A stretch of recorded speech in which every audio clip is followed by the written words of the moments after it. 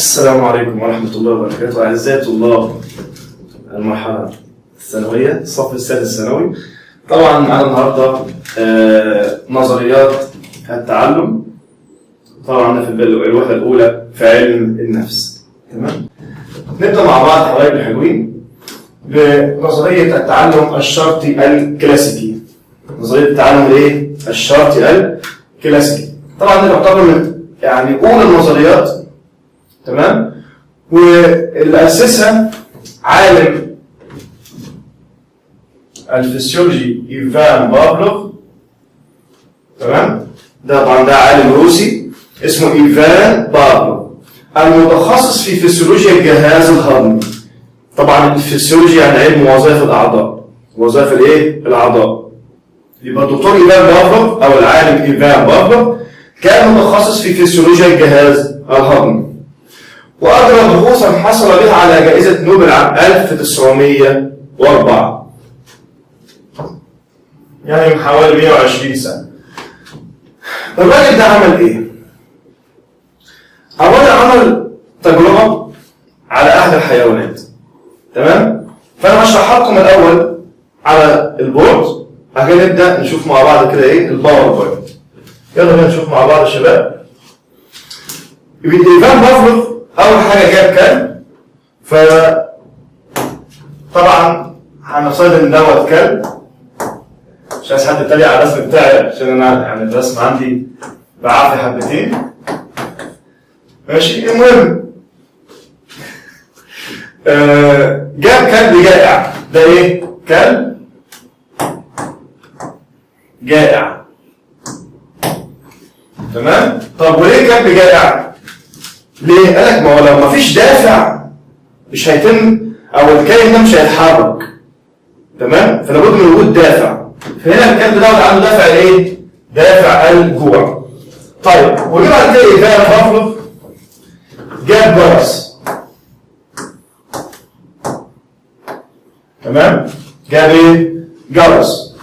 طيب الجرس ده يا حبايبي، الجرس ده لما إيفان بافلوف رن الجرس، هل الكلب دافع الجوع عنده هل تمت استثارته بالجرس؟ لما الجرس رن هل ده يعني خلى الكلب يحصل عنده استثارة لدافع الجوع ويزيد عنده دافع الجوع؟ لا طبعا، ده جرس. فالجرس هنا يا حبايبي هنسميه ايه؟ الجرس هنا هنسميه مثير محايد. مثير ايه؟ محايد، يعني ما عملش حاجه. تمام؟ ولا زود دافع ولا قلل دافع ولا عمل استثاره ولا عمل اي حاجه. طيب جه بعد كده إيفان بافلوف جاب قطعه من الايه؟ من اللحم. تمام؟ يعني حاجه طعام من الكلب ايه؟ بياكل. يبقى دوت لحمة. هنا الكلب يا شباب لما شاف اللحمة وهو جعان حصل له ايه؟ حصل له ايه؟ واحد جعان وشاف لحمة يحصل له ايه؟ استثارة، صح؟ يقول لك انت جريت لي ريقي، جريت لي ريقي، يعني انت هنا اثرت عنده دافع اللعاب او دافع الجوع اللي هو ادى الى استثارة الغدة اللعابية. طيب هنا يا شباب اللحمة دي هنسميها ايه؟ اللحمة دي هنسميها مثير طبيعي. نسميها ايه؟ مثير طبيعي. من طبيعي ان اللحمه بتستثير اي حد جعان. تمام كده؟ طيب صلوا على النبي. جه بعد كده إيفان بافلوف قال لك انا عايز الكلب يعني يستثار بالجرس. طب نعمل ايه؟ مين يقول لي نعمل ايه ده؟ هو عايز الكلب يستثار بالجرس اللي هو اصلا كان مثيرا محايدا في الاساس. تمام؟ طيب جه عمه إيفان بافلوف عمل النقطه اللي بعدها اللي هي ايه؟ اللي هي بقى يجيب الجرس زائد الايه؟ زائد قطعه الايه؟ اللحم. يبقى هنا إيفان بافلوف بقى ايه؟ يرمي الجرس ويدخل اللحمه. فعملها حوالي كم مرة؟ تتوقع ان الكلب عشان يتعود ان الجرس معاه لحمه تتعمل حوالي كم مره؟ هنا عملها ما يقرب من 50 مره، يعني حوالي 50 مره، حوالي 50 ايه؟ مره. تمام؟ يبقى يا شباب قعد يرن الجرس ودخل لحمه، يرن الجرس ودخل لحمه حوالي 50 مره، لغايه ما جه الكلب تعود ان الجرس معناه ان في لحمه جايه. فاول الكلب لما يسمع صوت الجرس فيحصل له استثاره لعاب، مع انه لسه ما شافش اللحمه. ليه؟ لانه ربط في دماغه عنده ان معنى ان الجرس ان اللحمه جايه وهياكلها. تمام؟ زي الطالب كده مثلا اللي يرن جرس الايه؟ الفسحه او جرس اللي هو خروج من المدرسه. اول ما الجرس يرن الطالب يعمل ايه؟ يهرش وبتاع ومبسوط. ليه؟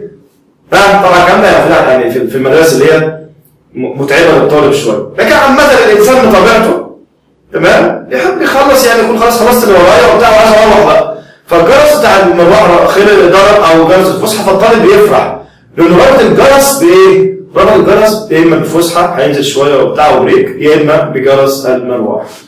تمام؟ فجي بعد كده ايفان بافلوف كل ما يرن الجرس يحصل له ايه؟ يحصل للكلب ايه؟ سيلان لعاب. يبقى يا جماعه الاستثاره هنا عباره عن سيلان ايه؟ سيلان لعاب الكلب.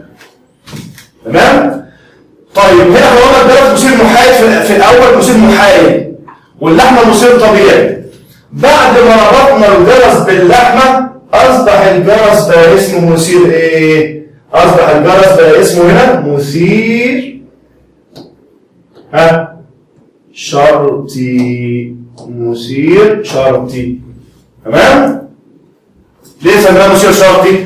لانه مشروط باللحمه. يعني الجرس ملوش لازمه الا لما يكون معاه ايه؟ لحمه، مشروط باللحمه. طب هنا شباب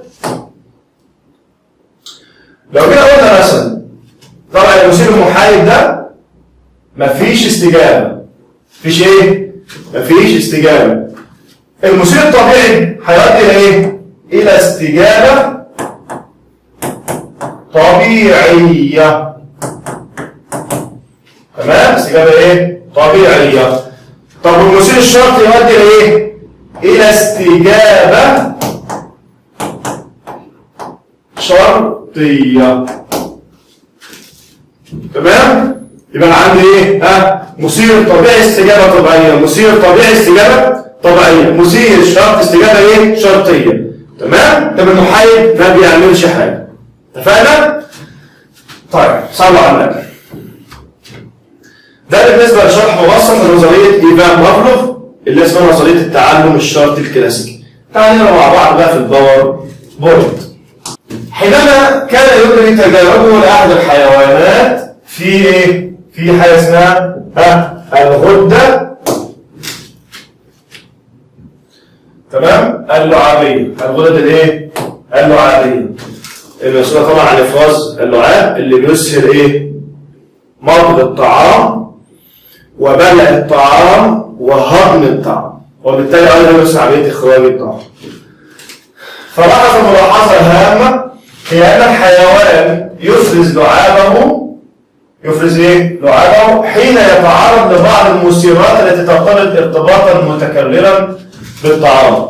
خد بالك بقى هنا قال لك ايه؟ قال لك مش شرط انه يفرز لعابه لما يشوف طعام بس، لا، بل يفرز لعابه عندما يتعرض لمثيرات مرتبطه بالطعام، مش الطعام ذات نفسه، مرتبطه بالطعام. زي ما قلنا مثلا الجرس ارتبط بالطعام. تمام؟ وليس حينما يوضع الطعام في فمه فعلا. والمعروف يا شباب، والمعروف أن وظيفة اللعاب الفسيولوجية هي تيسير مضغ الطعام وبلعه وهضمه. هي ايه؟ هي تيسير مضغ الطعام وبلعه وايه؟ وهضمه. ولكن بافلوف لاحظ أن الحيوان يفرز اللعاب لمثيرات أخرى محايدة. هو اصلا كانت محايده زي الجرس، قلنا في الاساس ايه؟ في الاساس الجرس ده مثير محايد بخلاف الطعام، يعني غير الطعام. تمام؟ يبقى انا اللعاب ده وظيفته ايه؟ تيسير مضغ الطعام، بلع الطعام، هضم الطعام، وبالتالي ايضا اخراج الطعام اللي هو يعني الاخراج. وهذا ما يدل على أنه يستجيب لمثير آخر سماه بافلوف فيما بعد بالمثير الشرطي. يبقى احنا قلنا يا جماعة المثير المحايد في الأول زي الجرس، بعد ما تم ربطه باللحمة تمام بقى اسمه مثير إيه؟ بقى اسمه مثير شرطي. وهذا ما أدى إلى تسمية هذه النظرية بنظرية التعلم الشرطي الكلاسيكي. تمام؟ طيب يا شباب، بعد ما فهمت طبعا قلنا في الشرح بس هنقراها مع بعض بسرعة. المثير الطبيعي تمام اللي هو اللحمة زي ما قلنا في الأساس، هو المثير الذي ينشأ عنه استجابة طبيعية زي اللحم. طب رمزه إيه؟ بص ركز معايا كده، هنا قال لك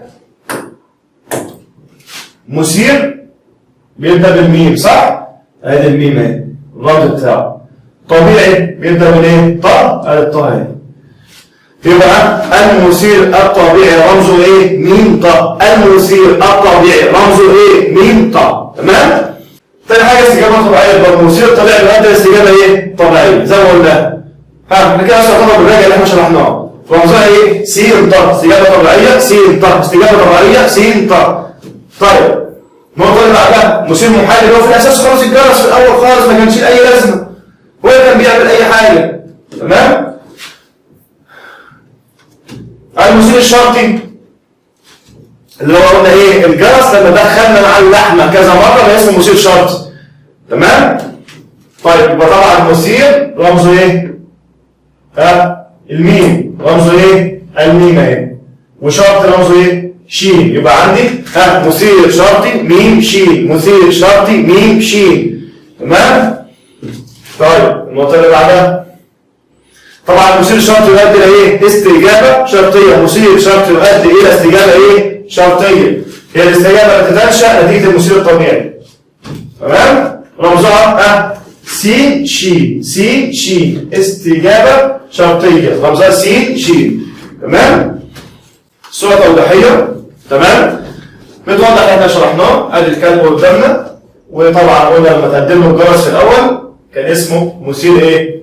مثير محايد. تمام؟ ادي الجرس اهو لا تحدث اي استجابة. وهكذا اللحمة ايه؟ حدث ايه؟ حدث استجابة. طيب وهكذا كان جبنا اللحمة مع الجرس بقى في استجابة شرطية، بعد كده الجرس لوحده فيؤدي الى استجابه شرطيه لان الجرس بقى خلاص بقى الكلب اتعود ان في ايه؟ في لحمه مع الجرس. ودي كمان الصوره بتوضح نفس الكلام. ماشي؟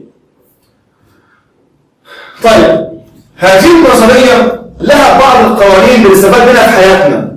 بنستفاد منها في حياتنا. عندنا مثلا قانون التدعيم. قانون ايه؟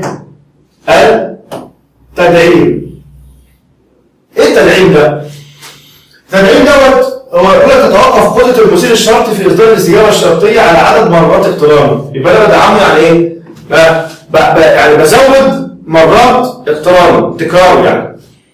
يعني مثلا لما دخل الجرس مع اللحمة مرة ولا مرتين ولا ثلاثة ولا خمسة مش هيكفي. مش هيكفي إن الكلب يحصل له سيلان لعاب. تمام؟ أمال إيه؟ بدخل هنا الجرس مع اللحم حوالي 50 مرة عشان الكلب يتعود عليها فيحصل له سيلان ايه؟ سيلان لعاب. تمام يا شباب؟ يبقى تتوقف قدرة المثير الشرطي في إصدار الاستجابة الشرطية على عدد مرات اقترانه وتدعيمه بالمثير الايه؟ الطبيعي. وكذلك الفاصل الزمني بين المثير الشرطي والمثير الطبيعي برضه. خد بالك مش عدد المرات بس. مش عدد المرات بس. لازم برضه الفاصل الزمني. يعني مثلا هو رنيت الجرس ودخلت اللحمه بعد ربع ساعه بعد نص ساعه بعد ساعه. الكلب هيربط الجرس باللحمه؟ لا خلاص خلصت. الكلب مسك الجرس اصلا. تمام؟ يبقى لازم بعدها فورا جرس رن لحمه تدخل، جرس رن لحمه تدخل، خلاص يربطوا ببعض. زي مثلا في الكونغ. تمام؟ تلاقي مثلا المدرب واقف في مصباح عايز يعلمهم حركه معينه، فده بيضرب وده ايه؟ بيصد، ده يضرب وده بيصد في نفس اللحظه، صح؟ ضربه مع صد. لكن مثلا هو ضربت والتاني فضل واقف بعد ربع ساعه ويصد الضربه، تتعلمها؟ لا طبعا. هي عايزه ايه؟ فعل رد فعل، يبقى انا بربط. مش كده بيجي في الماتش خلاص هو تعود. طب هل الكابتن المدرب بيخلي اللاعب يلعب اللعبه دي مره واحده؟ يقول له يلا ضربه والصده بتاعتها تمام؟ خلاص انا علمتها لك. هيجي في الماتش مش هيعرف يعمل حاجه. ليه؟ لانه ما اتعودش عليها كتير عشان يربطها ببعض. فالمدرب بيخليهم يعملها كتير جدا في التمرين، عشان لما تيجي المباراه اول ما اللاعب الخصم بيضرب هو تلقائي ايده هتروح تصد الضرب اللي متعود عليه. نفس الكلام مع حارس المرمى، نفس الكلام مع اي حاجه. تمام؟ لذا عندما يجيب الطالب اجابه صحيحه يجب على المعلم ان يشجعه ويدعمه مباشره. ما يجيش مثلا ما ينفعش انت جاوبت صح بعد نص ساعه سقف لك، لا، على طول وقتها تدعيم. نخش على النقطه اللي بعدها، قانون الانتفاض. هنا عند تكرار تقديم المثير، عند تقديم عند تكرار تقديم المثير الشرط دون أن يعقبه أو يدعمه مثير طبيعي، فإن الاستجابة الشرطية تتضاءل. يعني لو لقينا الجرس وما دخلناش اللحمة، كل ما مرة في 2 في 3 في 4 في 5 هتلاقي واحدة إن الكلب يحصل عنده انتفاض. يعني مثلا لقينا الجرس، الكلب طبعا استعد وبتاع وحصل عنده سهلان لعاب ومستني اللحمة ما دخلتش، يبدأ الكلب يتضايق. تاني مرة برضه هيحصل سهلان لعاب وكده بس أقل شوية، اللحمة ما دخلتش، هيبدأ يتضايق أكتر. مرة في الثانية في الثالثة في الرابعة بعد كده يجي ترن الجرس، الكلب ما يحصلوش أي حاجة، فأنت عملت عنده حاجة اسمها انتفاض. حاجة اسمها انتفاض. تمام؟ زي دي القصة بتاعت إن فلان بيربي مثلا أغنام وكده في الصحراء، وطلع يجري على الناس يقول لهم في القرية حول الديب هاجم على على الأغنام بتاعتي. القرية كلها طلعت تروح تنقذ الأغنام من الديب. فأول ما وصلوا هناك لقوا إن الوضع تمام ومفيش ديب ولا حاجة. طبعا ضحك عليهم وقال لهم إن أنا بضحك عليكم أو بهزر معاكم. تاني مرة نفس الكلام عملها تاني، راح قال لهم الحقوني وبتاع الديب بياكل الغنم بتاعتي. هنا نص الناس بس اللي راحت معاه والنص ما رضاش يروح معاه، يبقى هنا فقد نص البشر. فاول ما وصلوا هناك لقوا ان هو بيكذب عليهم ومفيش ديب ولا حاجه، قال لهم انا بضحك معاكم وبهزر معاكم. جه المره الثالثه حصل ان الديب بجد راح ياكل الغنم. تمام؟ وراح يقول للناس الحقوني بجد الديب هياكل الغنم، انا مش بهزر الحقوني. طبعا محدش طلع معاه، وبالفعل الديب اكل الاغنام بتاعته. ليه؟ لان هو كذب في المره الاولى فالناس نصها قلت وما سمعوش كلامه، كذب في المره الثانيه فنص الناس قلت. وده ساعات بيحصل يا جماعه في البحر، وده خطر. الانسان في الميه لو الحقني انا بغرق الحقوني مش عارف اول ما الناس يجروا عليه يبقى بهزر ويقعد يضحك ويتريق، الناس تتضايق. في المره الثانيه عملها ثاني، هتلاقي بعض الناس تروح له وبهزر وبتاع، يجي في المره الثالثه يكون بيغرق بجد ما لقيش حد ينقذه وقتها. فبلاش الهزار من النوع ده عشان بيبقى نتيجته مش كويس. تمام؟ فده اسمه انتفاض. اسمه انتفاض. انا طفيت السلوك او الاسلوب ده. لذلك اذا امتنع المعلم عن السماح للطالب الذي يقول انا في الفصل، مثلا كل ما المعلم يسال سؤال تلاقي الطالب انا فتلاقي معظم الطلبه انا فعاملين دوشه في الفصل، طبعا ده بيبوظ الحصه. طب المعلم عايز الموضوع ده يتوقف، يعمل ايه؟ يبدا المعلم الطالب اللي عمال يقول انا ده المعلم يتجاهله تماما ما يشوفوش خالص. ولما يلاقي طالب قاعد محترم من غير مش عامل دوشه وعامل كده يقول له اتفضل جاوب. مره في الثانيه في الثالثه هتلاقي عدد الطلبه اللي بيقول انا ده بيقل لغايه ما يعني الصوت ده هيتم منعه نهائيا من الفصل، وهيبدا الفصل يكون فيه بعد كده التزام. تمام؟ نفس الكلام مع الطفل اللي هو كل حاجه عايزها بالبكاء، كل شيء عايز يقعد يبكي، فتيجي ماما ما تعيطش يا حبيبي ما تبكيش وبتاع، ما تعيط خد اللي انت عايزه اهو. تمام؟ طبعا انت هنا بتدعمي عند ابني سلوك غلط، انه كل ما يبكي هياخد اللي هو عايزه. امال ايه؟ لازم احنا هنا لما الطفل يبكي ما ينفعش ان انا البي له طلباته. تمام؟ الا لما يكون في حاله من السكون والهدوء، ما بيبكيش وبيطلب بادب. خلاص؟ هو هنا واحده بعد كده ان شاء الله مره في الثانيه في الثالثه هتلاقيه اتعود ان هو لما يبكي طلبه لا يستجاب مع البكاء، فيبدا يبطل البكاء. يبقى انت عملت لابنك انطفاء لسلوك البكاء، يبقى ده حاجه كويسه. بالاجابه عن طلب لها، فان هذه الاستجابه بكلمه انا ستتضاءل ويحدث لها انطفاء وتقل الفوضى في الفصل ويزداد الانضباط بما يؤثر إيجابا على التعلم. قانون الاسترجاع التلقائي اللي هو عند تقديم المثير الشرطي بعد فترة من حدوث الانتفاض يمكن أن تظهر الاستجابة الشرطية مؤقتا.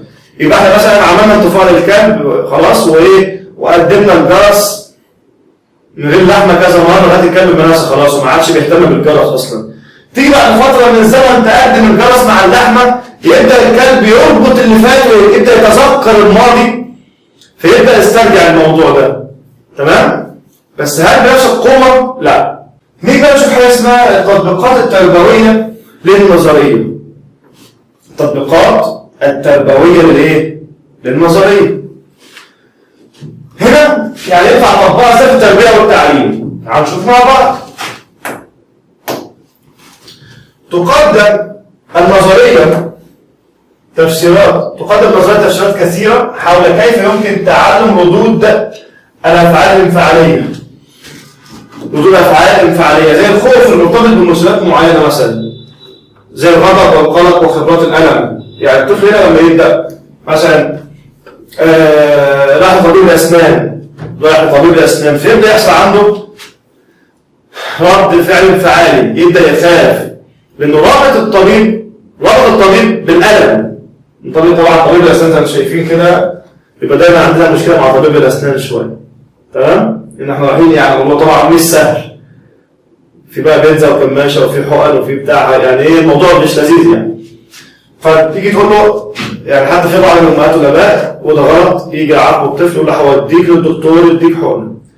فأنت هنا خلاص بتربط عند ابنك الطبيب ده حاجة مؤلمة حاجة وحشة يبدأ يكرهه ويتعقد منه. تمام؟ يبقى يتعلم الأطفال الخوف من الذهاب إلى طبيب الأسنان بسبب خبرات الألم المرتبطة بالذهاب إليه. يمكن تعديل الاستجابة للمرغوبة من خلال تكوين ما يسمى بالاشتراط المضاد أو المعاكس. في مثلا استجابة أنت مش عاجباك مش كويسة أنت عايز تعكسها. تمام؟ فبتبدأ تعمل حاجة اسمها إيه؟ الاشتراط المضاد أو العكس.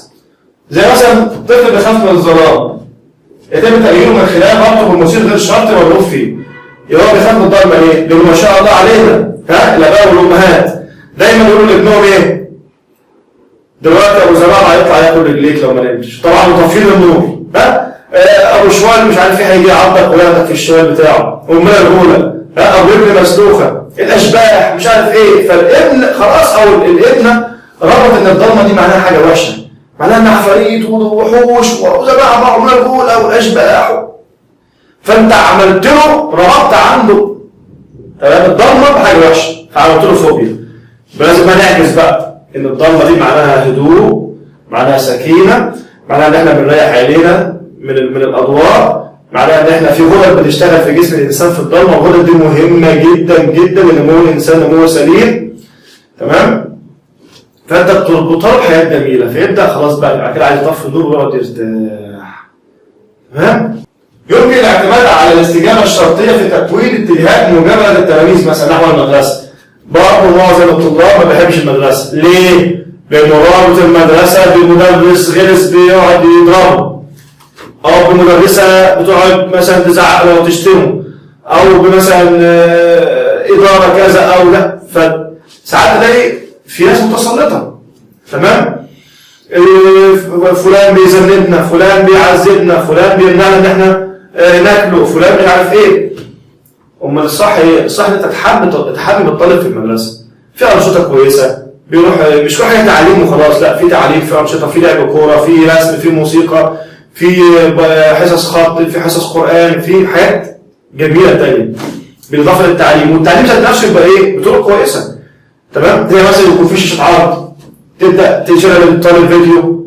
تمام؟ مثلا الحصة خلصت في مثلا فيديو ترفيهي أو الشرح عن طريق مثلا باوربوينت فالطالب يحب كده يبقى أنت تعمل أنشطة محببة عشان الطالب يربط إن المدرسة دي حاجة جميلة مش عايز يغيب منها ولا يوم.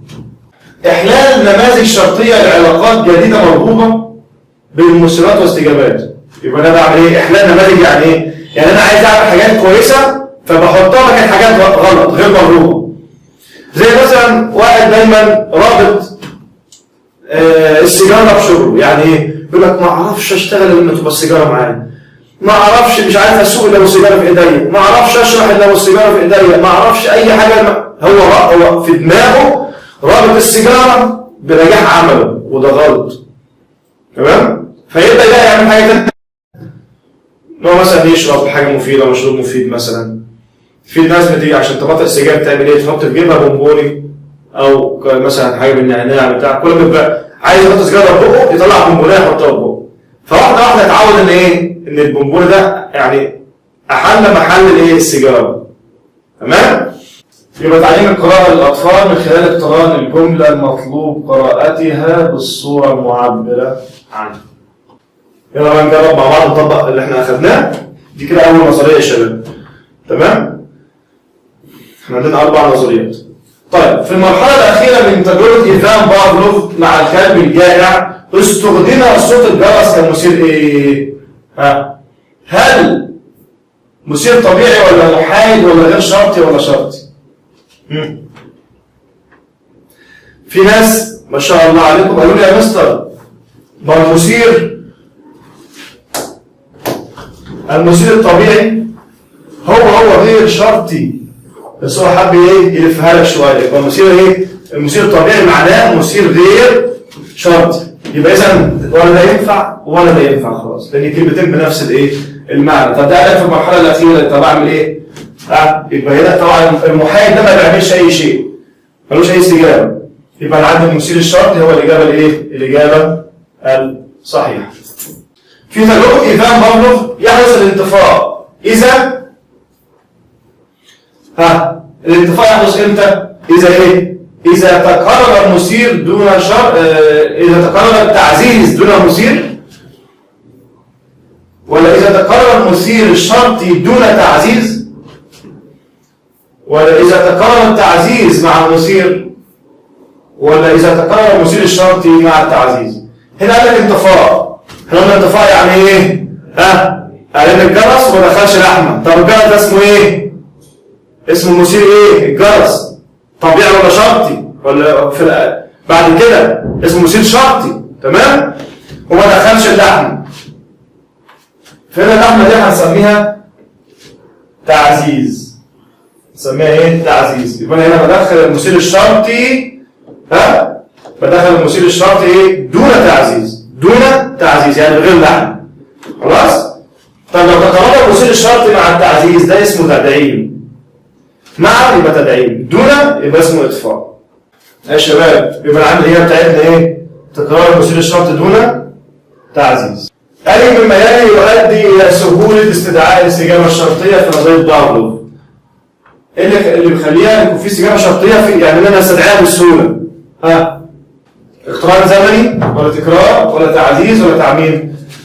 اللي بيخلينا استدعيها بسهوله انها تبقى دايما حاضره في دماغي دايما، طبعا ان انا اعملها كتير كتير كتير عشان تثبت معايا. تمام؟ يبقى اذا الاجابه ايه؟ تكرار. تقديم المثير الشرطي باستمرار ولمرات متتاليه بدون تقديم تعزيز. بنقدم المثير الشرطي زي الجرس كتير كتير من غير ما يكون في تعزيز، زي الطعام مثلا. في الاستجابه الشرطيه المتعلمه يحدث لها ايه؟ طبعا عرفت الاجابه من غير ما اطلع الاختيارات. انا اقدم المثير الشرطي بس ما اقدمش تعزيز، اقدم جرس بس من غير لحمه. مع تكرار الموضوع ده يحدث ايه؟ الله يفتح عليكم، هيحدث حاجه اسمها انطفاء. يبقى الاجابه فعلا يا شباب انطفاء. طيب كده نكون نهينا النظريه الأولى اللي هي نظرية التعلم الشرطي الكلاسيكي. تمام؟ وإن شاء الله هندخل على نظرية جديدة في الفيديو القادم. السلام عليكم ورحمة الله وبركاته.